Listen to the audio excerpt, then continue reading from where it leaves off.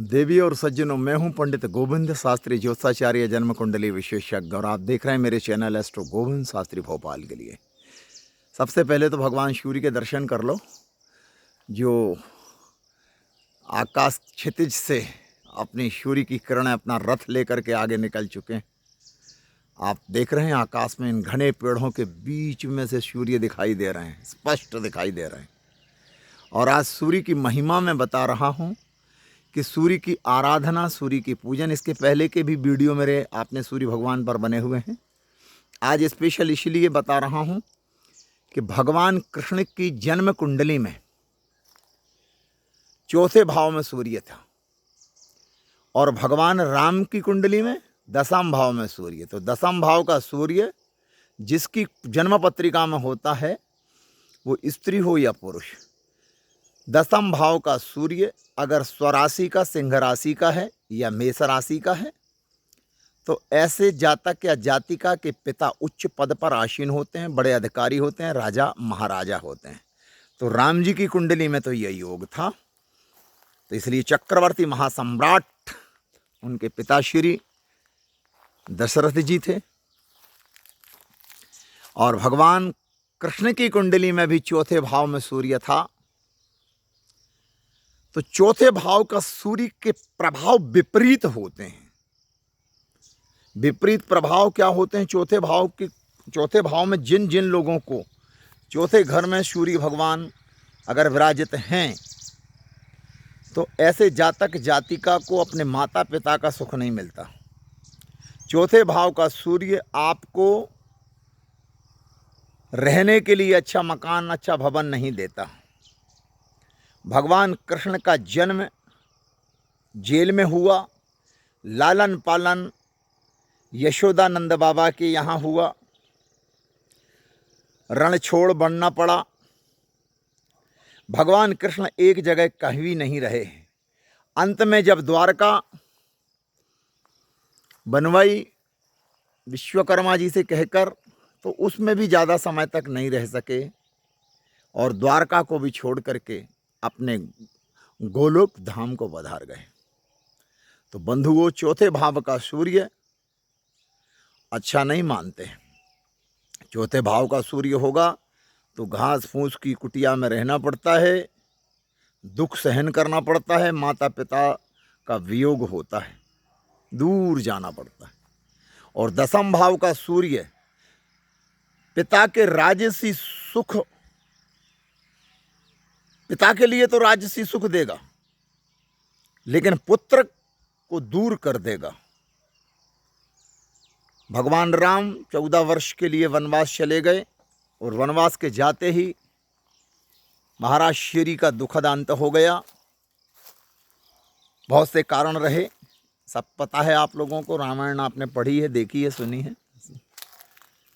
तो सूर्य का प्रभाव मैं आपको बता रहा था कि अगर सूर्य नवम भाव में आए हैं, दसम भाव में सूर्य आए हैं, तो ये मान के चलना प्यारे बंधुओं,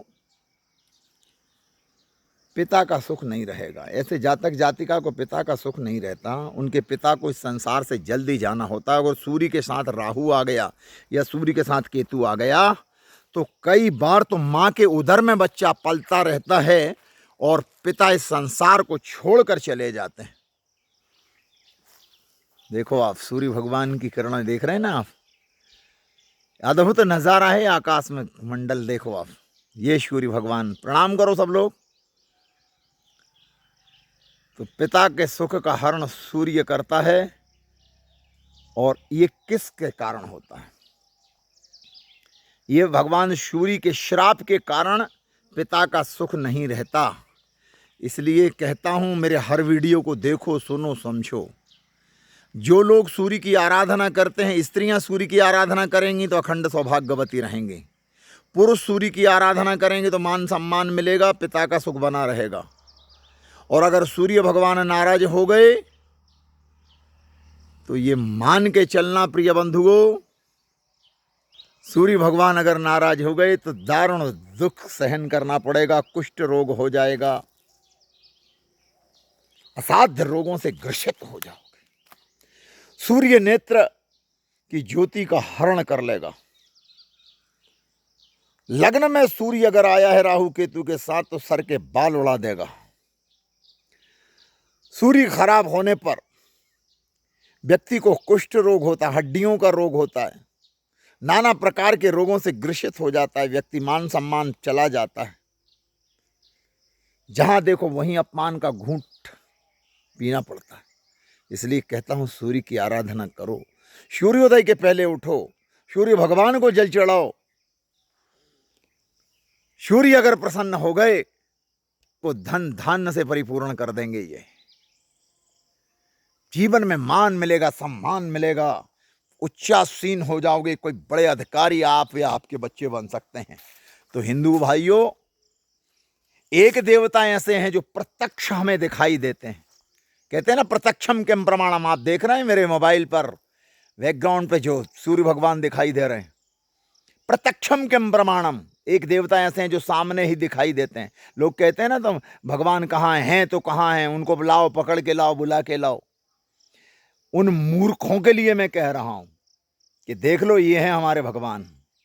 सूर्य के अंदर अगर ऊर्जा है, ऊष्मा है, तेज है, और तो ये नारायण का तेज है, भगवान विष्णु का तेज दिया हुआ है। साक्षात सूर्य को आप देखते हो, साक्षात चंद्रमा को देखते हो, साक्षात पृथ्वी को देखते हो, साक्षात वरुण जल को देख रहे हैं आप, वायु देवता का आभास हो रहा है, फिर भी कहते हो भगवान नहीं है। और अगर हिंदू होकर के अगर ऐसा कहते हो तो चुल्लू भर पानी में डूब मरो, तुम्हें हिंदू होने का अधिकार नहीं।